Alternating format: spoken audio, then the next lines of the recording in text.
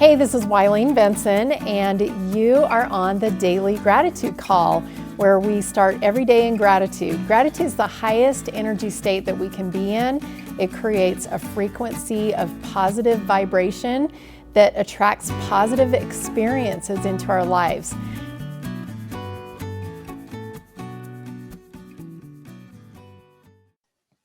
Good morning, everybody. This is Wileen Benson. Thank you for joining our gratitude call today. Appreciate you being here live, and also those who are listening on the podcast. I'm really grateful that you choose to start your day with gratitude, or whether it's starting the day or later in the day, whenever it is that you're choosing gratitude every day. I have had some thoughts of just like being content and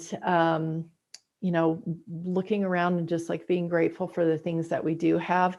And there's a difference between settling and being content.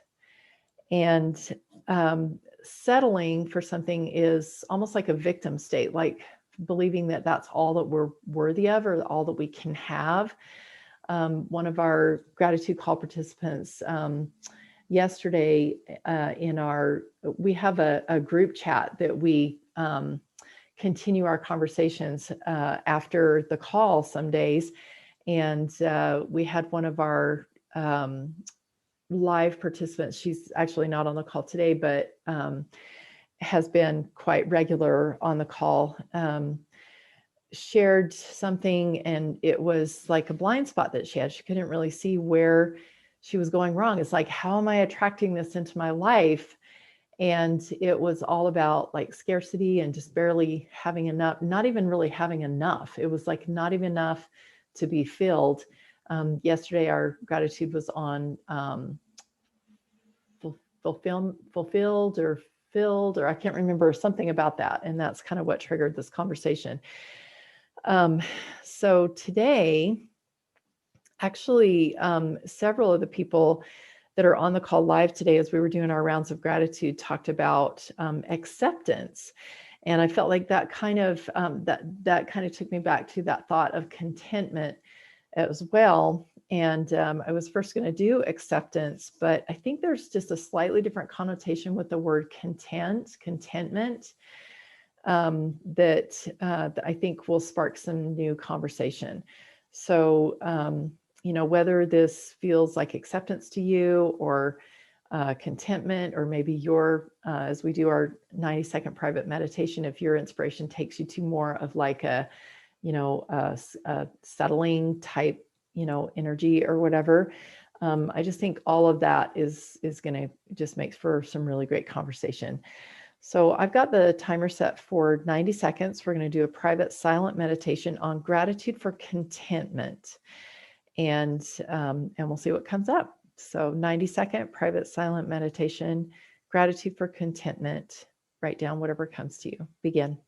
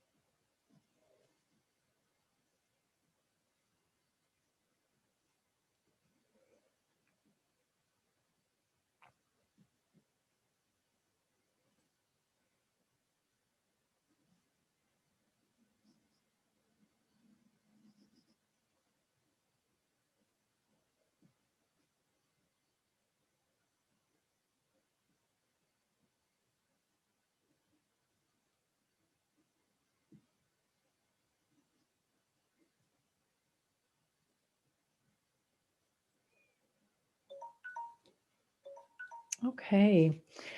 The phrase that came to me was in Pride and Prejudice. This is the one with Colin Firth, the 6 hour one. One of the characters marries the cousin who is just like clueless, and anyway, she says about her situation. She says, "I am quite content in my situation," or something like that. I can't remember exact words, but to Elizabeth Bennet, who is her good friend, it was like very foolish, the alliance that she had made with this man. She knows she's marrying one of the stupidest men. And so to her, it was like such a foolish decision. But to the woman who married him, it was perfect. It was a perfect situation for her. And I think that, the next thought that came to me was that my daughters, a lot of times their choices, I'm like, what in the heck are they thinking? Why are they doing that? And to me, it's a foolish decision. But I know my mom used to think the same thing about me. My bedroom was always a total wreck. As I was growing up, I never liked to put my clothes in the dirty clothes. They always went on the floor, and my closet was always just in shambles, and I had games out, and whatever. Everything was just kind of like there. And she used to always say, "Oh, I just can't wait to come to your house after you get married. It's going to be so messy." And she thought that was, the way that I was going to carry over. But once I got into my own home, I cared a lot about the life that I was creating for myself and my family. And I did have some times of really messiness when I had little kids, especially because I just had other things that were more important to me. And now keeping a straightened up house, it's not always like perfectly clean, but I like to be able to, if somebody rings the doorbell, I like to have the convenience of being at peace with that, and to be able to welcome someone into my home and just feel like it's welcoming. And so I've made that choice. Anyway, I can be content in my situation. I can also be content that other people are making the exact perfect choices for them, and know that their lives, they're going to figure it out just like I did. Who else has something that they would like to share? Mary. Yeah, I love that. I'm grateful for the feeling of contentment, for that peace. Mm-hmm. There's a peaceful, calm, joyful. It's just a mixture of, assurance of peace and calm and joy, of being in that space, when I'm in that space of contentment. And where I'm, well, to be content with the space that I've chosen, Mm-hmm. not the space I've chosen out of fear I might miss out, or fear there might be something better, like I had discovered yesterday. But Mm-hmm. the contentment that what I have is awesome, and I get to create from that space, and there's lots Mm-hmm. of possibility there. And that's just what came up for me. And that contentment, it's nice to be able to recognize contentment and for what it is. Beautiful. I love that. And what you said, the space that I've chosen. And we have to look at, we know about the law of attraction and all these laws, that surround manifesting, and our beliefs and all of that kind of plays into it. And where we're at is exactly where our choices and our beliefs and, our whole soul has brought us to this place. And so I love that idea of being content with the space that I've chosen, even if maybe in the past we've thought, oh, I'm just like have to be here because, it's all that I could afford or whatever. It's the space that I've chosen based on, everything that I've created so far. I love that. And then making that awesome. It's my space. I get Mm-hmm. to make it awesome. Yeah, thanks. Awesome. Thank you, Colleen, and then Deep Tea. I thought a lot about this morning. As I've been doing my GPS and stuff, and how my perceptions are not always what is really going on, because Mm-hmm. um, I'm skewed at seeing what my goals are and thinking that the other person's or somebody else's actions are against mine. Mm-hmm. And my whole goal from the time that I got married was to have a unified home where we are all seeking for each other and having a sort of a Zion mentality. And Mm-hmm. I don't know other people's perceptions. I don't understand them at all, and I don't I don't know their creation process, and or even if they have one, or if they're just going along just doing the best that they can. But Mm-hmm. I know that my perceptions have skewed our interactions in my own home, and that Mm. I see things as this is this and this as that way. And I, as I've let go of that and sort of held space for them and what they are creating, and just recognizing that I I don't have to choose, even if I'm living in the same household. I don't have to choose to see them as against me, or Mm-hmm. but because everything is on a God level, it's either Mm-hmm. for Satan or for Christ. So I don't have to perceive that somebody's actions are against me at all, Mm-hmm. because it is so much bigger than that, and it really isn't about me. And I keep going back to this. It isn't about me. It isn't about me. It's just about my creation and what I want in my home, and that my perceptions of is what other people are doing to either be down and against me. It's just opposition. And as I've worked with physical therapy, he pushed on my ankle and said to push against it, and that made my knee just so much stronger. I mean, the Mm. next day I had more flexibility, I had more ability to. The opposition is Mm-hmm.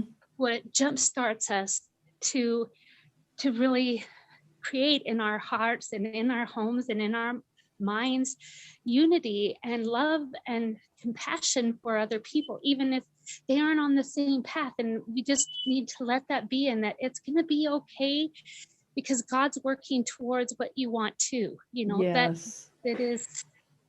I love that. And, I love what you're saying, that it's not about me, because, sometimes I even have caught myself like holding space for someone to measure up to my expectations. It's like, I know if she really tries, she can do this, she can get up to this point. And then I realize it's not about my expectations. It's not about my belief of how, high they can be. It's about, what God sees in them, and they have their own personal relationship with God of what's possible for them on this earth.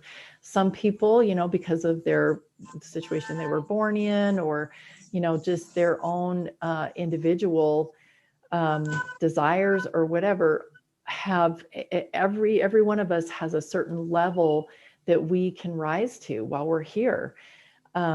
We have that ability, and none of us knows what that is. God's the only one who knows what really that person is capable of. And so for us to hold out, for some expectation of my own, it's not going to be exactly perfect. It might be too low, it might be too high, it might, whatever.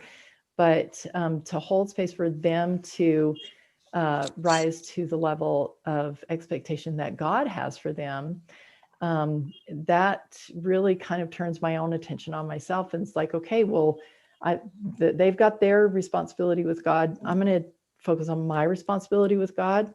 And if unification is my most important thing for our family, then I'm going to do everything possible to rise to the highest level of unification within myself, within my family, everything that I can do.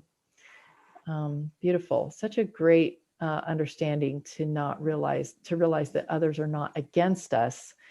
Well, All and of to us put the together. whole control of who's with you, who's in your actual space, with God. I mean, Yeah. just to let go of even wanting them to be out of your space or anything like that. Is Mhm. just to Yeah. trust God. Yeah, and that's what brings that's what allows unity. It's like you said, it's bigger than just you and your family. It's bigger than that. It's like the whole eternal family. Thank you. Thank you. Beautiful. Deepti and then Phil. So I think content is only possible when you let go of fear. As far Mhm. as fear is running in your system, you will never be content in whatever is happening in your life. Mhm. And also, what came to my mind is the yin and yang symbol. And if Mhm. you notice it in the dark portion of the yin and yang symbol, there is still a white dot. And Mhm. why do you think that's still there? Because there is light even in your darkness. It is, Mm. if we choose to focus on the light and not keep reacting to whatever situations or circumstances are happening in our life, we will be pushed towards the other side, which is the full white. So I think uh, if you keep reacting to the things into your life, it is always a downward spiral. And now I know that I choose that white dot, I choose that light, and I choose to push over the wounding that has happened through me, through my beliefs, or through my environment, or through my caretakers, or whosoever be it. There is another truth within you which is not really taught in our schools, which should be the first basic education, I think. Because as sovereign beings, there is another truth over and above this delusional world. And I am just making every effort to really receive and higher my light quotient. Beautiful. I love that. And I can't remember exactly the words you said, but what I caught from that sovereign truth that is beyond the illusion that we, like our perception and what the truth that we assign to something. I love that. And what a great example, or like visual for us to hold on to with this yin and yang. Because if I, like Colleen was saying, if I look at someone as an obstacle, I'm only seeing that black dot within the white that is over there, or I'm only seeing the black that's around the white. I'm not seeing the white. And it really is, like she was saying about the opposition, it really is a balance. There's dark and light. And no matter which side we feel like we're on, there's going to be a little bit of one or the other on both sides. I think that's what makes us human. And it's such a beautiful, if you look at the actual symbol, it's such a beautiful symbol. And the interaction, the interplay, the sense of movement, it just feels very abundant, and all of it seems light to me when you look at it, when you look at the whole. Thank So you. the interplay and the rebalancing of between the both is what we all are aiming for. Like, yeah. And that's I think that is the unity, isn't it? It's, yes. It's the unity symbol. Yes. The balancing of both masculine is that and what feminine. it's called? The unity symbol? I don't know if that's called that, but I definitely know that it is the balance of feminine and masculine energies. That's what it symbolizes. Wow, that's super awesome. Because it's like the unity, the light and dark within me, the unity, the light and dark within you, and that interplay between the two of us. That's Yeah, I beautiful. just called it unity. I don't know if it's called unity. I love that. Awesome. Thank you. Phil. So where I went with this whole thing was, to use that word, content, and then its polar opposite, contention. Mm. And to be content, it means to be satisfied. And to be in contention means to be in competition. And so when you are content, you are in a state of non-competition. Because with competition, only one person can be right. Only one person can be satisfied in competition. So being content is being open to not being, in competition, not being in competition. Yeah, so going back to that idea of unity, content would be more on the side of unity, where contention would be more on the side of seeing other people as an obstacle. Or I love that. Thank you. Yeah, competition. Content versus contention. Beautiful. Any last thoughts before we shift over to our permission process? Tyree? I was just thinking that contentment for me a lot of times is knowing that I'm enough, and trusting and feeling that faith in Christ that where as I'm putting forth my effort, he makes up the difference. And just having that gratitude for where I am and seeing the wisdom of it. Beautiful. In my 7 Gateways book, The Gateway of Faith, at the very beginning, the very foundation of everything is to know that you're enough, to believe, because I'm a child of God, I am enough. And then what you're talking about, being enough through Christ, the final gateway, the 7th gateway, is the gateway of equity. And that is where you bring you to the table, and Christ brings his equity to the table to make up the difference, so that we are made perfect and whole and complete. And you mentioned both of those. Faith and equity has to do with being content that I'm enough, and then also content knowing that whatever I lack is going to be made up by God. Thank you. Deepti, did you have another thought? Yes, when you said that content comes on the side of unity, which is kind of true. When Pauline said that we encounter a lot of people, but they are actually not bad people. It's just that the darkness overshadows them so much, and even they are ideally a light being and a sovereign being, but they just don't see it. So the real unity actually is not judging them, but just sending them love, that they are still not getting out of the human matrix. And another thing is, we keep thinking to bring on the train is leaving, and to join other people on the train with us, to be a conscious being.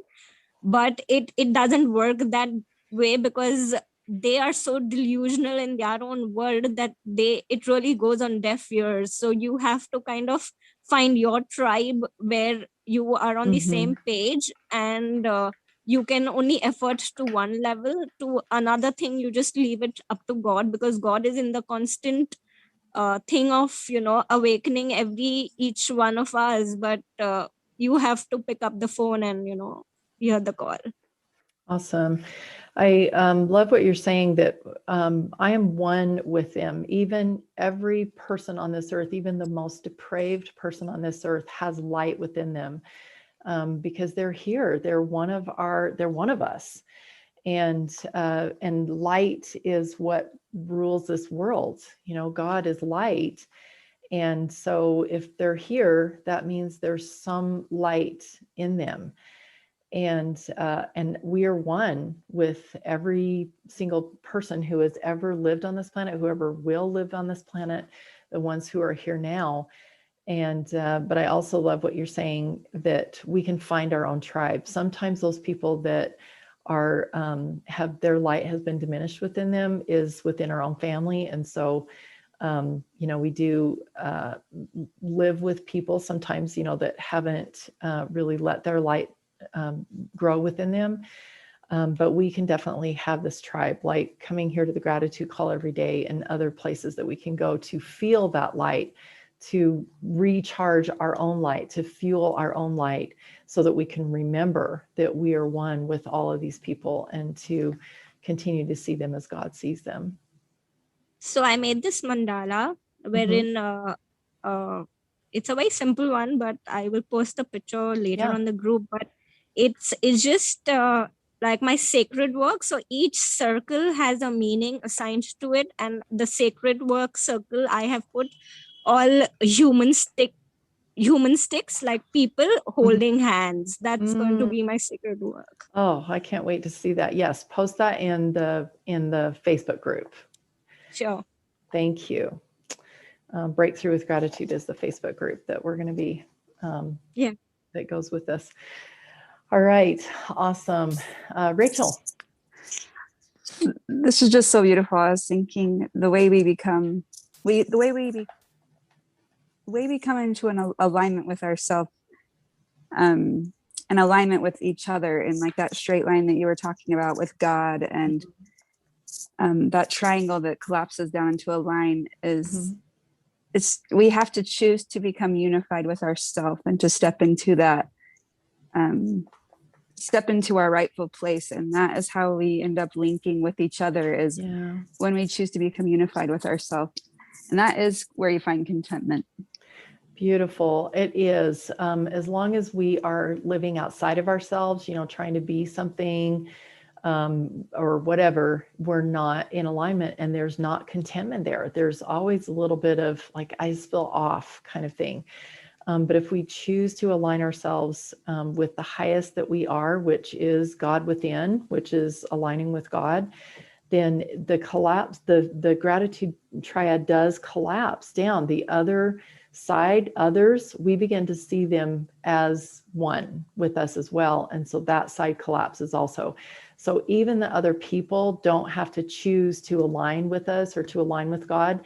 As soon as we choose to align with God, then all of a sudden everything is in alignment. Yes, and there's an eternal chain that connects us all together. But for us to participate in that beauty and in that link, we have to choose to step in to ourselves. Yes, absolutely. Thank you. Thank you. Deepti says, beautiful leader. My new belief, I'm a global leader. Yes, I love that. All right. Let's go ahead and take a deep breath and move into our permission process. And I love that statement that Deepti said, I'm a global leader. Every single one of you, if you are here on this gratitude call, if you're listening to this gratitude call, you are a global leader. You have the capacity to be able to spread gratitude throughout the world. You're choosing gratitude. And because you're choosing gratitude, you're choosing contentment. Gratitude is a huge part of being content. If we're content, we're grateful for whatever it is that's in our lives. If we're grateful for what is in our lives, we are content with it. And we can also be open to more and to more blessings, more abundance, all of those things as we are grateful and content. But it just is like it's being in a space where we are grateful to God for everything that we have and content with the way that the world is. It's a very powerful place to be. And from that place, you have the power to influence the world. And only from that place do you have the power to influence the world for good and to spread your light. And so take another deep breath and just envision and accept that truth that you are a global leader. And what are the limiting beliefs that might be coming up for you right now?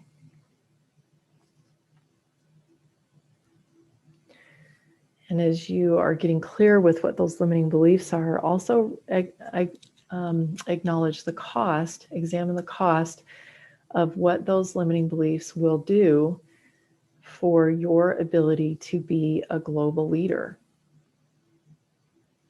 How will those limiting beliefs affect your ability to step fully into that role, into that identity?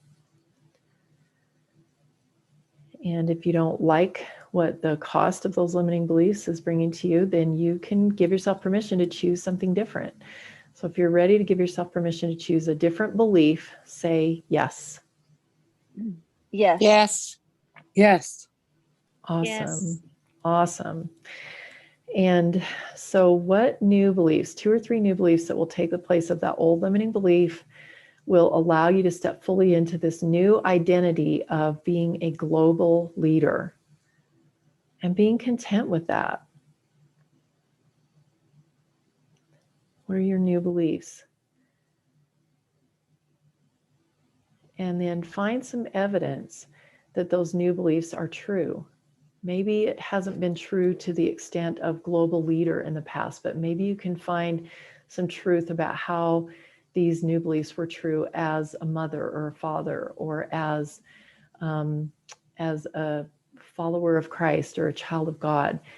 How have these new beliefs been true for you in the past, even in the most minute way, as a friend? And then take a deep breath and just allow those new beliefs to come in through your breath and to become part of your cellular makeup, so that you feel these new beliefs actually assimilating inside of your body, changing your cells, so that you are stepping forth from this meditation, from this gratitude call, as a global leader. Even if you don't know all the next steps, but knowing that that is your destiny. And take one more deep breath. And having taken on this new identity, I'm a global leader, and being content with that, letting it sit, holding space for you to become whole and perfect and complete in that part, that new part of your identity. What is the one most important thing that you could do today to step into your role of being a global leader? Now that you're content with that new identity, what is your first action step? What's your inspired shortcut to becoming a global leader? And just honor that thought that comes to you and know that that's perfect. Just trust it. It is the one most important thing for you today, the only thing that you have to do today.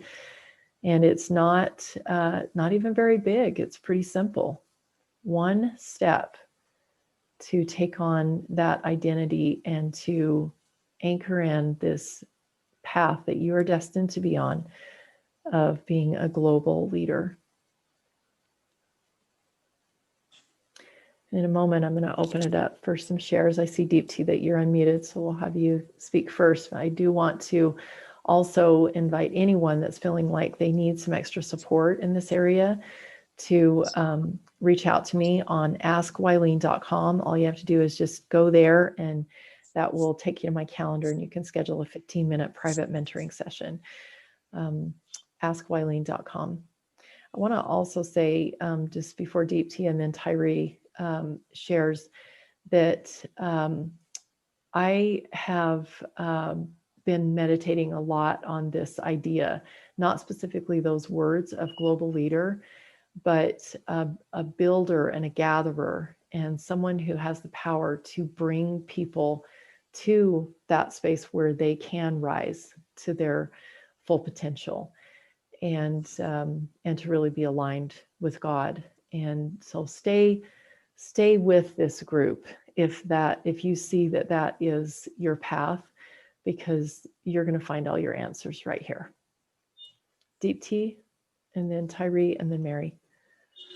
So my action step is physical vitality, because if I don't have physical vitality, and every time I have to show up as a global leader, I won't be there. So I think physical vitality, self-care is my action step to become a global leader.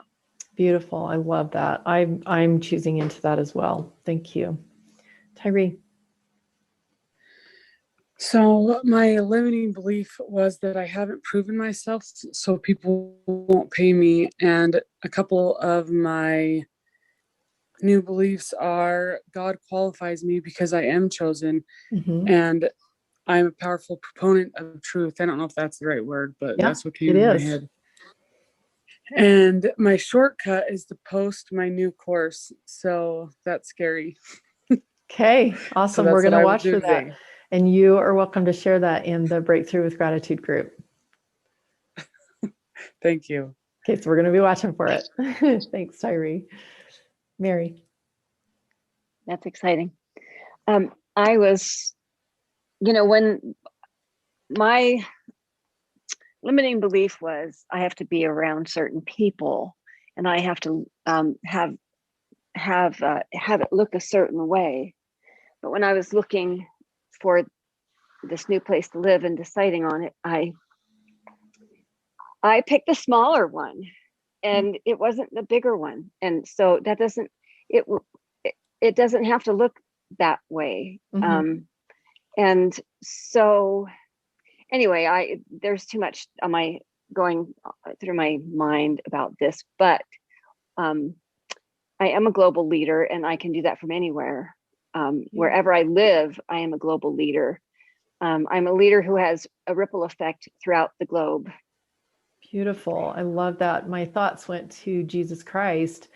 Jesus, when he was in his ministry on earth, he had a home base, he had a mother that had a home, so he could go home if he wanted to, but he basically lived on the road. He just went from place to place and let other people feed him and give him a place to lay his head. And sometimes it was outside, sometimes it was inside. And and he was definitely a global leader on an eternal scale. He's still influencing people today. And so, yes, absolutely. And because of the internet, we really can be of influence anywhere. I've known people who started their mentoring business from a car, living in their car. I know 2 people who had a phone and a car, and they lived in their car, and they started their mentoring business from that. So yes, absolutely. You can be a global leader from anywhere. Beautiful. My next step I'll share real quick is just to set up a certain account. I love it. So it's simple. I love it. And, even though it's simple, it may not be easy. Like Tyree was feeling some fear about taking her next step, but what a simple thing. Post my program, post my course or whatever, set up an account. I mean, it's just, God will give you the simple steps, and you will be a global leader if you follow those steps. Well, love you guys. Thank you so much for being on our call today. This has been awesome. I just feel like I'm so honored because I know you all way back when. And when you're all global leaders, we're going to have this wonderful conversation about how this all started on the gratitude call. And it just warms my heart. So thank you. Love you guys. We will look forward to being back together tomorrow morning, 7 a.m. Mountain Standard Time. See you then. Thank you. Thank you. Thank you. Thanks for the vision. Hey, thanks so much for listening. And I encourage you to tune in every day to the Daily Gratitude Call. And the Daily Gratitude Call happens live every weekday morning. I'd love to have you join. So to find out how to join live, go to my website, WileenBenson.com. Thanks for tuning in.